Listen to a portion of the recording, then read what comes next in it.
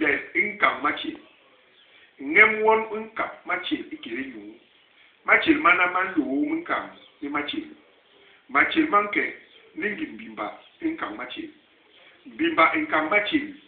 egwe di higalba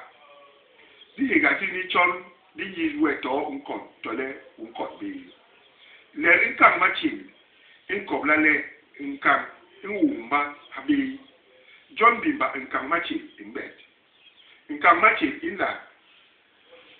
le ingira la kobie igwe mahon kiki higa le matjél manta be habi longa le nkan matjél ila bon le nkan matjél iperi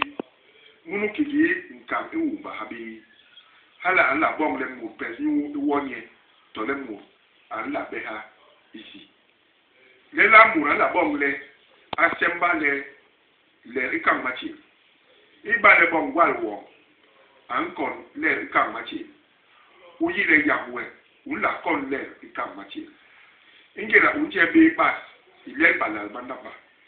ingera unje be mo ile balal bandamba ingera unyi ngizbe yuyo ingera ampom gada ingera anyo mao ngada ni ursiga ngada ikerisu ibale bon nem usal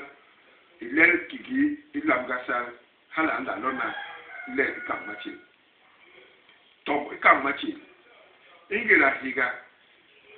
isi isos isi hala anti top nkan matjél hala wen imbe habi makeni tolen nkan matjél intonganda matjél mankuli holo